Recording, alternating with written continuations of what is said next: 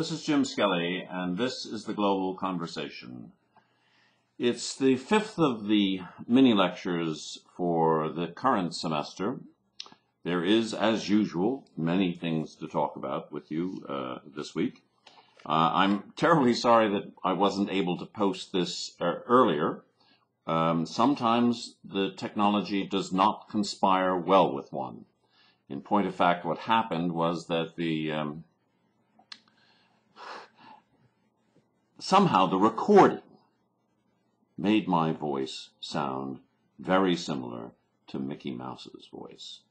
I decided I would prefer not to have that out on YouTube. At any rate, I hope this one is working as I'm recording it and that we'll post it this evening. Some of the things to talk with you about have to do with administrative issues with regard to the course. For those of you who are taking this course for credit, we have posted a midterm essay assignment. Let me note that I don't test you per se. What I'm interested in is that you're able to take cognitive control of the material that we're dealing with in the course, and the essay is hopefully pedagogically useful, and that it provides you with a kind of framework within which you can organize the material that you have been reviewing. If you have any questions about whether you should be doing this midterm, please don't hesitate to contact me directly. Secondly, for those of you who are not taking the course for credit, you might also want to do the essay simply because it will also help you in terms of getting some cognitive control of the material, and I'm glad to review it with you. So if you want to write an essay, please don't hesitate to. Any questions, please get in touch. One of the other things I'd really like you to do is do the exercise, please, for your your ecological footprint. The ecological footprint exercise is near the top of the web page. Please take it. I think you'll find it very, very interesting, not least because the footprint gives you a sense of how many planets we would need if everyone lived in the manner that we're living.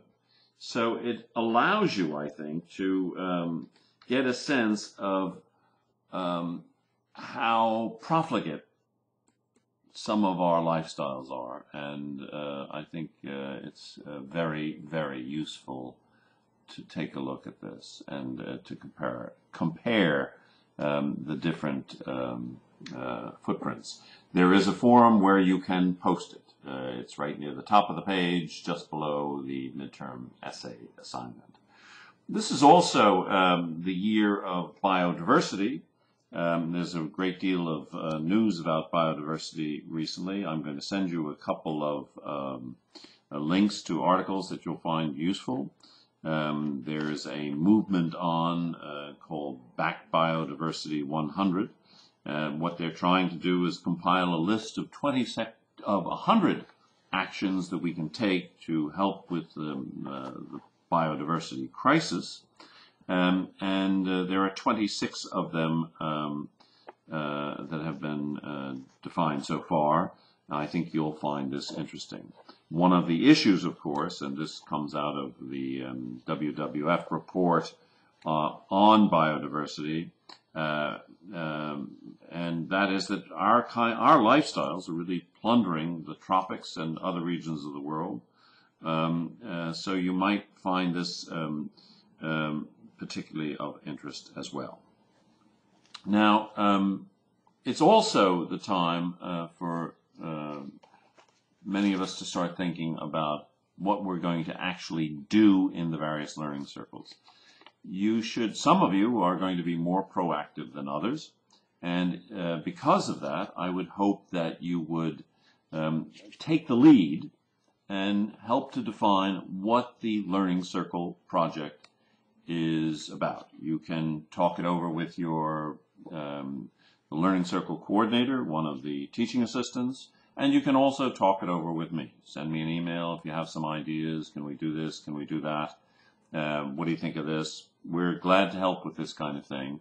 But it is time. We're just at the midterm of the course now. So if you would please take a look at that and start thinking about what you're actually going to do, and don't hesitate to take the lead. We need people who will actually take action. So if you will get to the learning circles, that would be very helpful. Finally, I want to point out that I'm hoping that most people have gotten now all more or less on the same page in terms of the material they're covering. The midterm essay is meant to take account of all the material up through theme 7, which is about our people, and which is also looking at the population issues. There is a very good lecture by Paul Ehrlich, who wrote many years ago The Population Bomb, a book that was famous in its time.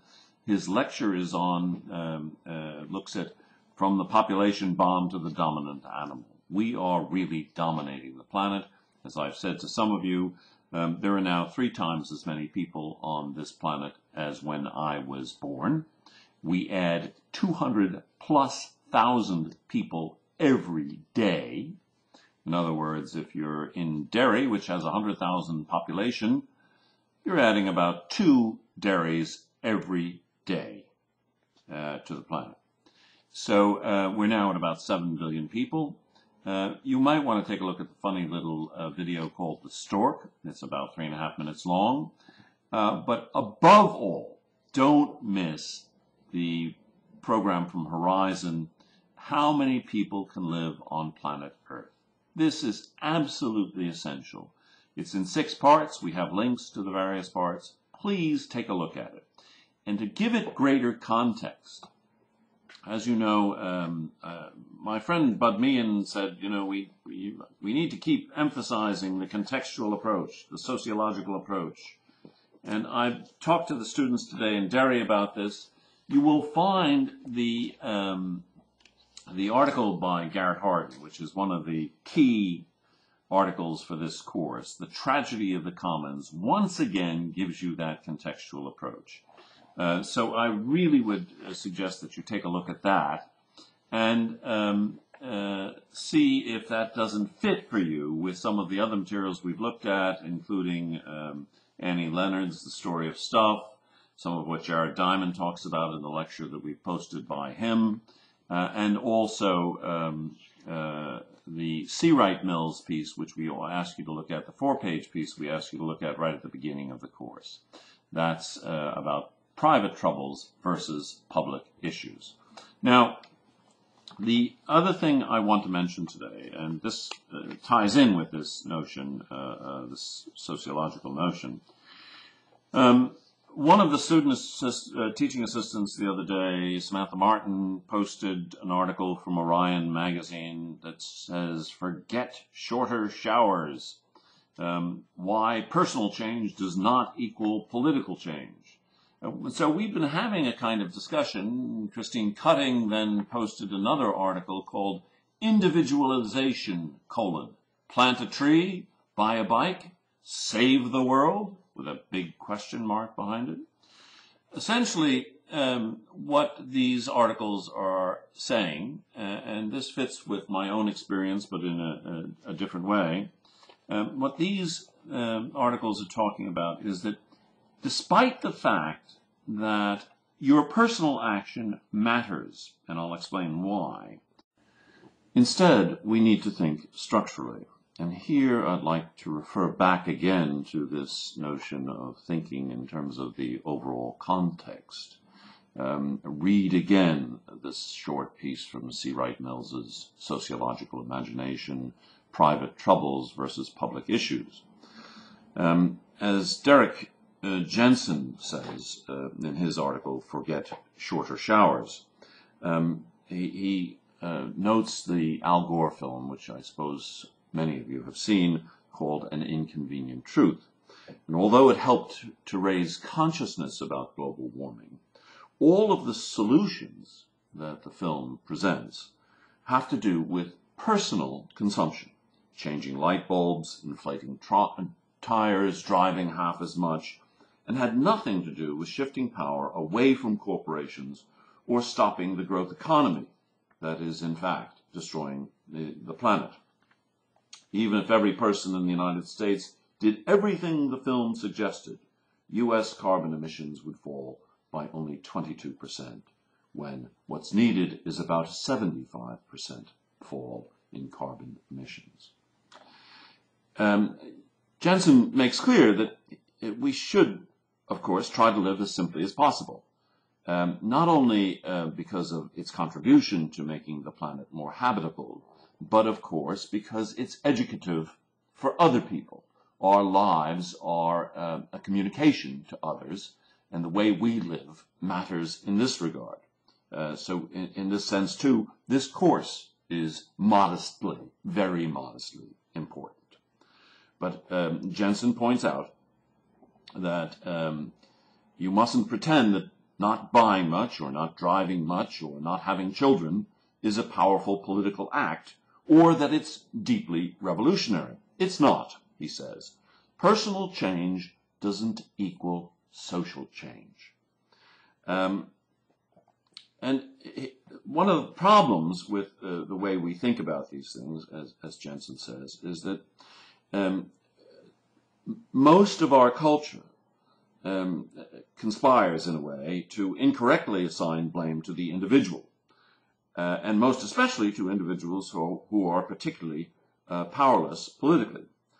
Instead of assigning the blame to those who actually wield power in this system of ours on the planet, and he then quotes Kirkpatrick Sale, who says, "The whole individualist, what you can do to save the earth guilt trip is a myth.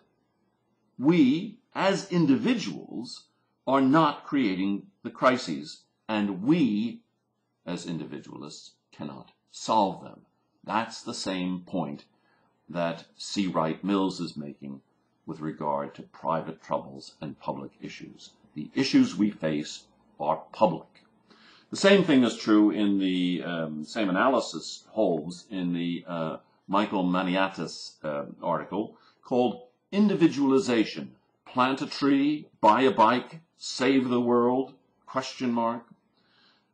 He talks about the Dr. Seuss book, which I think many of you probably have read, certainly the American students will have read it, about the Lorax, right? A wonderful environmental book for children. And he talks about the Onceler, the stereotypical rapacious businessman who succeeds in enriching himself by laying ruin to the landscape. The Lorax, however, fails miserably in his efforts to challenge the interlocking processes of industrial capitalism and consumerism that turn his Garden of Eden into a wasteland. The animals of the story are forced to flee to uncertain futures. At the end of the day, the Lorax's only satisfaction is the privilege of being able to say, "I told you so." But this, and the Onceler's slide into poverty, has got to be small consolation. Instead, the conclusion says, "Plant a new trufula, treat it with care, give it clean water and feed it fresh air, grow a forest, protect it from axes that hack. Then the Lorax and all of his friends may come back." Of course, his chances for success are not great. Instead, we need to think about the institutions. It's not the product of individual shortcomings, as Maniatis says. Instead, it's the knotty issues of consumption, consumerism, power, and responsibility. Education is a critical ingredient, so keep working at that yourselves. But responsibility for environmental problems should not be individualized.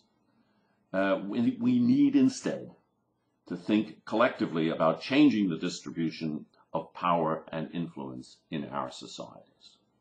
That's all for this week. Talk to you soon.